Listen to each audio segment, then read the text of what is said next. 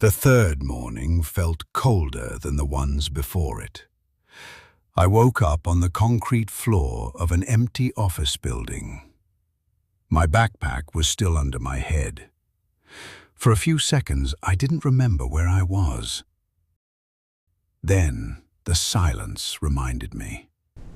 No electricity, no traffic, no voices, just the cold. I hadn't stayed outside last night after what I saw on the streets yesterday. That didn't feel safe anymore. People weren't thinking clearly. Crowds were nervous. Arguments were starting everywhere. Out there, nobody trusted anyone anymore.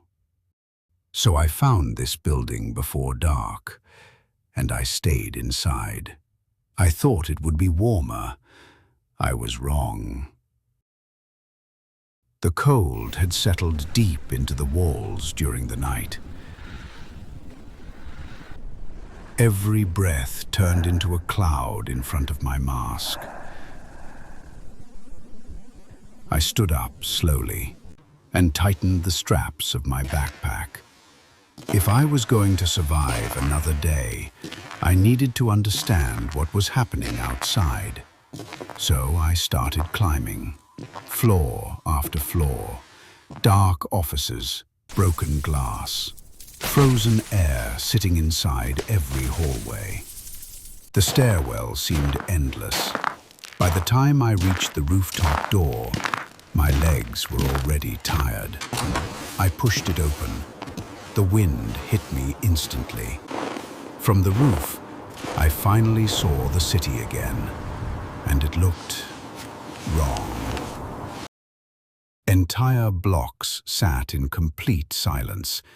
Cars were still locked in the same traffic lines from yesterday. Smoke drifted slowly somewhere in the distance. I could see movement here and there, small shapes between buildings, but even through the morning light, I couldn't tell what they were. People, bodies, or just shadows moving through empty streets. The city looked like a photograph of a world that had stopped breathing. After a while, the cold started biting through my jacket. I needed water, food, anything. So I went back down.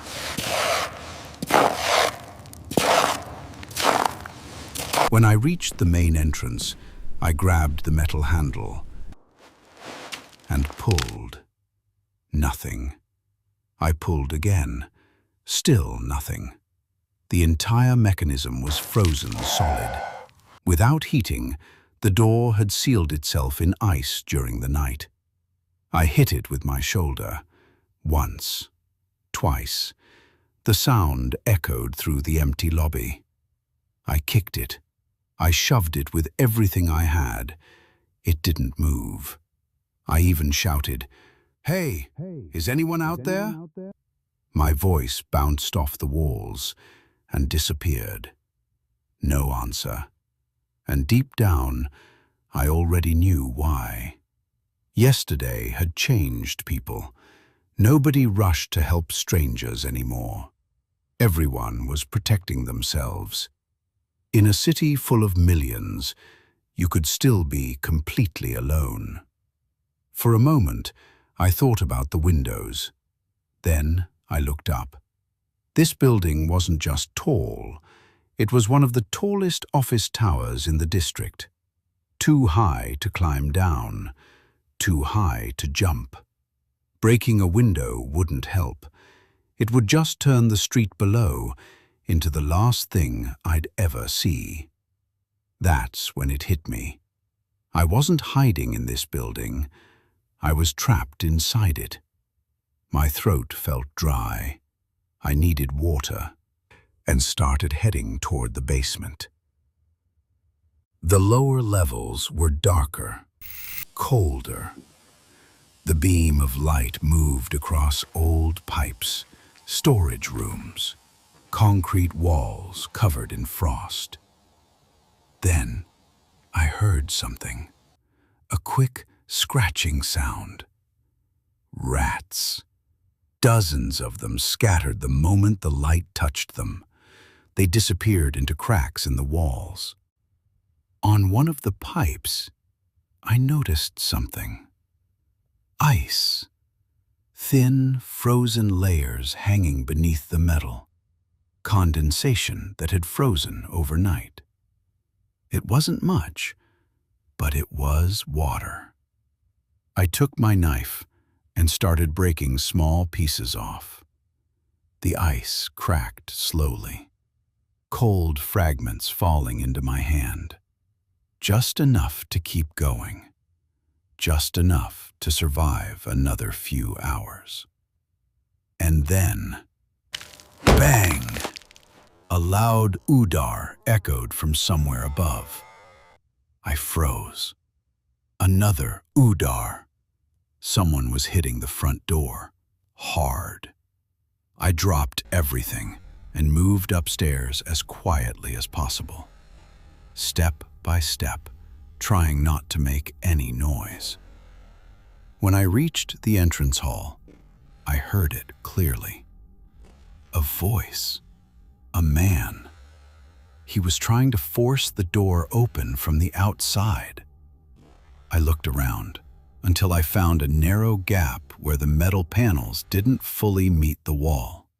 Just enough space to see through. I leaned closer. Outside stood a man, breathing heavily, looking over his shoulder again and again, like something might be following him. "Hey!" I called out. He jumped like he'd been shot. For a second, our eyes met through the narrow gap.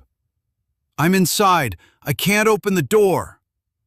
But instead of answering, he ran, just turned and ran down the street without saying a word, gone in seconds. I stood there for a moment, trying to understand what just happened. Then I grabbed my flashlight and ran back upstairs to the roof. Maybe I could still see where he went. The wind was stronger now. I moved to the edge and shined the light down toward the street. At first, I saw nothing. Then, I noticed them. Footprints. Fresh ones in the thin layer of frost covering the pavement. But there was something else mixed into them. Dark stains. The trail continued down the street, disappearing between the buildings. I followed it with the beam of my flashlight until it vanished into the darkness. For a long time, I just stood there, looking at the empty road. Then I whispered to myself, today it was him. Tomorrow, it might be me. The wind moved through the silent city, and somewhere far away, something screamed. Day 3 wasn't over yet.